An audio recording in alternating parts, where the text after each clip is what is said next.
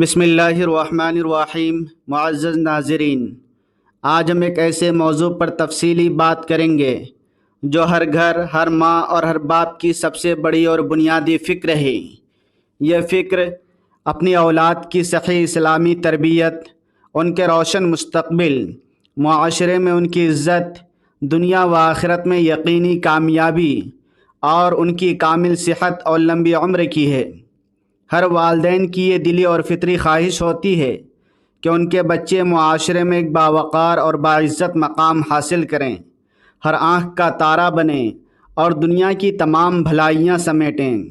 مگر ہم اکثر اس مادی اور مشینی دوڑ میں یہ اہم ترین بات بھول جاتے ہیں کہ حقیقی اور پائیدار کامیابی کا راز صرف اور صرف مادی وسائل یا دنیاوی ڈگریوں میں پوشیدہ نہیں ہے، بلکہ ان روحانی اور قرآنی بنیادوں میں چھپا ہے جنہیں اہل بیت اطہار، خصوصاً خاتون جنت حضرت فاطمہ الزہرا رضی اللہ تعالی عنہا نے اپنی روزمرہ زندگی کا لازمی حصہ بنایا۔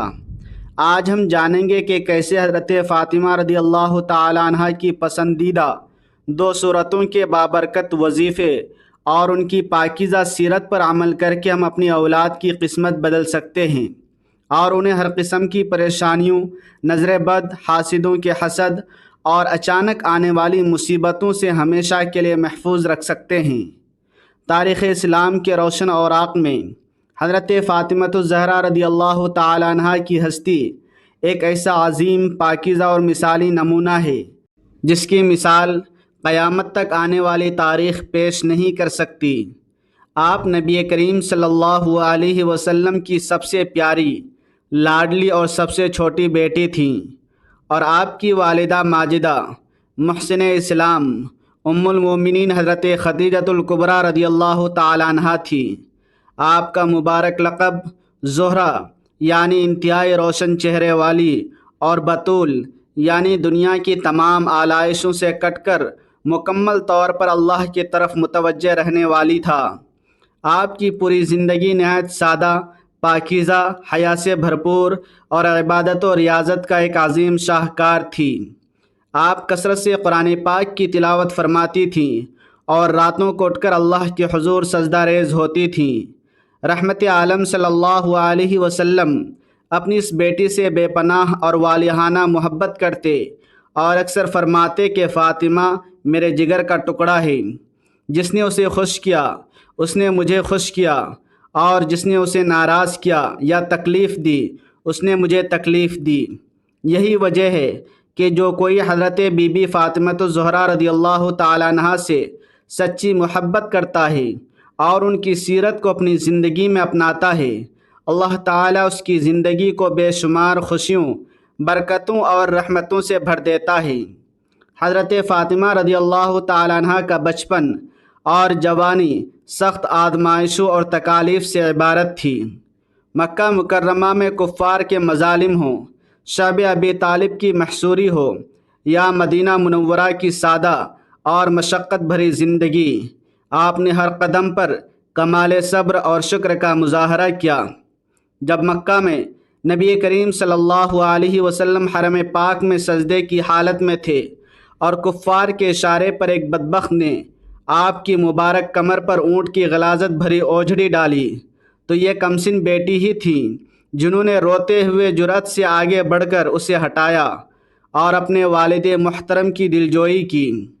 مدینہ ہجرت کے بعد آپ کا نکاح جلیل القدر صحابی حضرت علی المرتضیٰ رضی اللہ تعالیٰ عنہ سے ہوا۔ یہ نکاح سادگی، برکت اور محبت کی ایک ایسی لازوال مثال ہے جو آج کے پرتعیش اور دکھاوے والے دور کے لیے کھلا اور عملی سبق ہے۔ اس نکاح میں کوئی دکھاوا، جہیز کے انبار یا دنیاوی شان و شوکت نہیں تھی، مگر وہ گھر اللہ کی رضا اور میاں بیوی کی باہمی محبت اور تقوی سے منور تھا۔ آپ گھر کے تمام چھوٹے بڑے کام خود کرتی، چکی پیستی جس سے ہاتھوں میں چھالے پڑ جاتے، اور دور سے پانی بھرتی جس سے کندھے پر نشان پڑ جاتے۔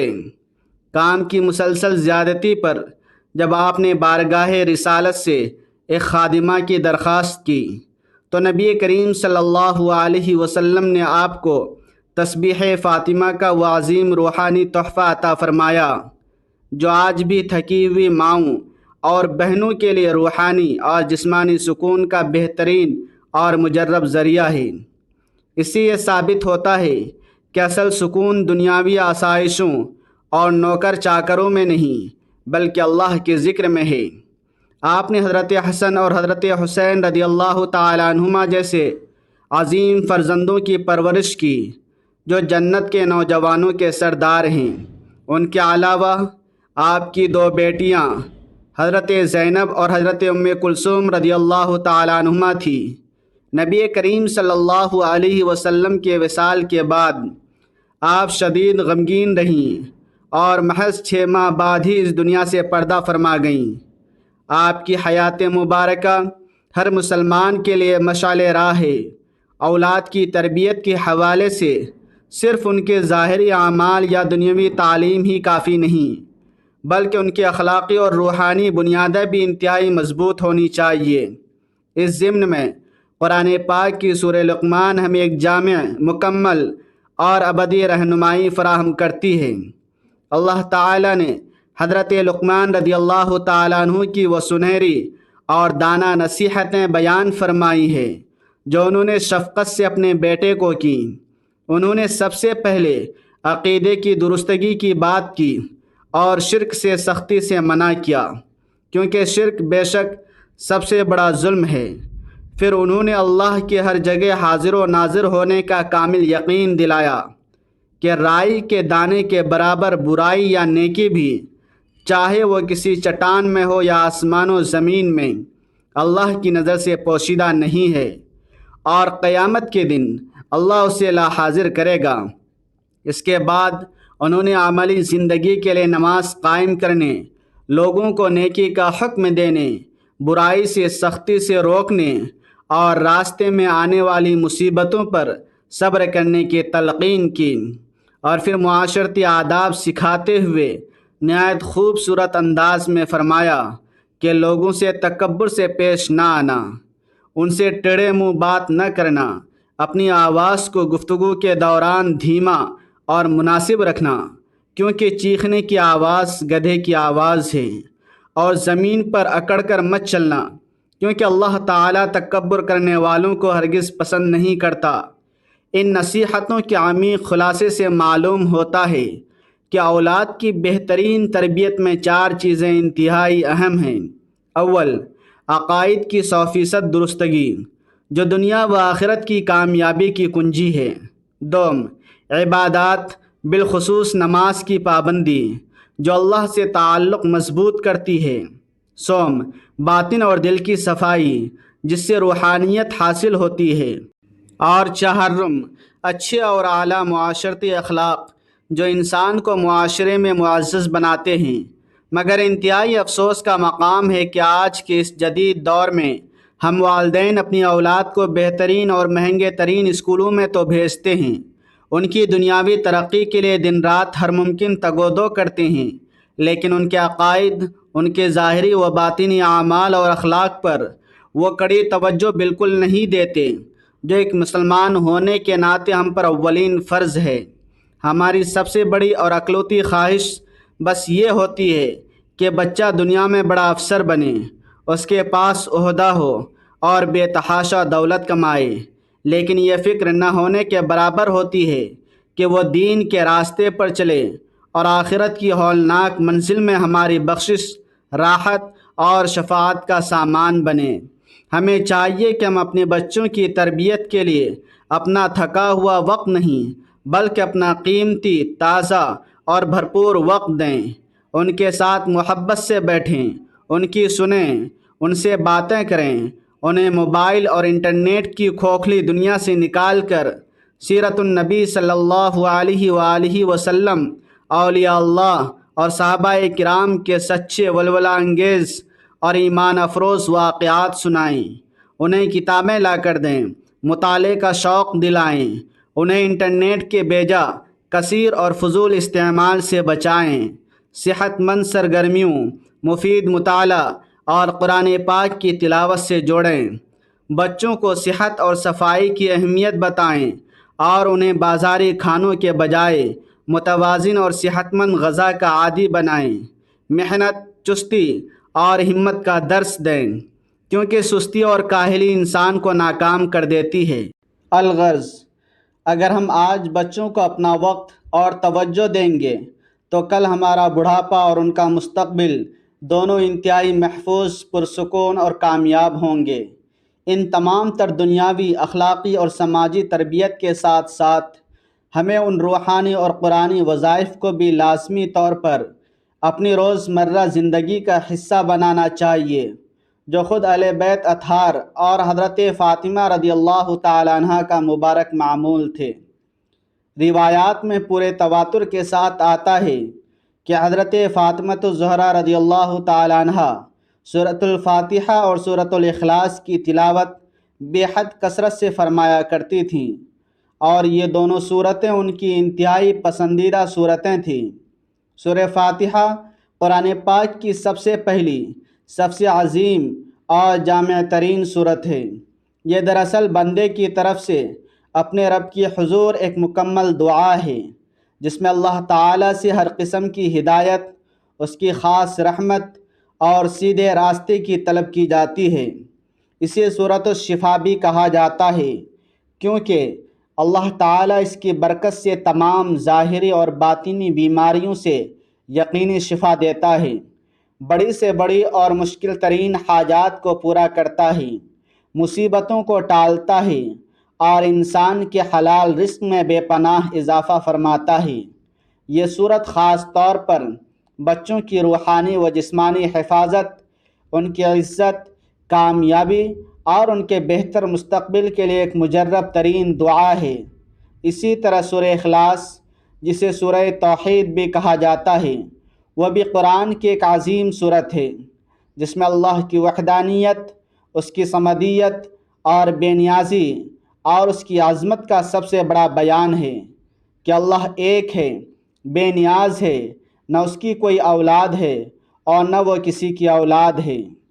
احادیث مبارکہ کے مطابق اس کا ایک بار پڑھنا تہائی قرآن کے برابر عظیم ثواب رکھتا ہے۔ حضرت فاطمہ رضی اللہ تعالیٰ عنہ اپنی اولاد یعنی حسنین کریمین کے ہر میدان میں کامیابی، کامل صحت، دنیا کی نظر بد سے حفاظت اور لمبی عمر کے لیے ان مبارک صورتوں کا روزانہ پابندی سے دور فرماتی تھیں اور ان پر دم کیا کرتی تھیں۔ ہمیں بھی چاہیے کہ بحیثیت مسلمان ہم ان بابرکت قرآنی صورتوں کو اپنی اور اپنے معصوم بچوں کی روزمرہ زندگی کا اٹوٹ اور لازمی حصہ بنا لیں۔ روزانہ کم از کم 7 مرتبہ کامل وضو اور یکسوئی کے ساتھ سورہ فاتحہ ضرور پڑھنے کا معمول بنائیں۔ بسم اللہ الرحمن الرحیم، الحمد للہ رب العالمین، الرحمن الرحیم، مالک یوم الدین، ایاک نعبد و ایاک نستعین، اہدنا الصراط المستقیم، صراط الذین انعمت علیہم غیر المغضوب علیہم ولا الضالین۔ اسے کسی بھی نماز کے بعد پڑھ کر روزانہ اپنے بچوں کے سر پر شفقت سے ہاتھ رکھ کر ان پر دم کریں اور ان کے روشن مستقبل کے لیے دل کی گہرائیوں سے دعا کیا کریں۔ انشاءاللہ اس کی بے پناہ برکات آپ خود محسوس کریں گے۔ اسی طرح سورہ اخلاص کو بھی کثرت سے اور کئی مرتبہ چلتے پھرتے پڑھنے کی پختہ عادت بنائیں۔ بسم اللہ الرحمن الرحیم، قل هو اللہ احد، اللہ الصمد، لم یلد ولم یولد ولم یکن لہ کفوا احد۔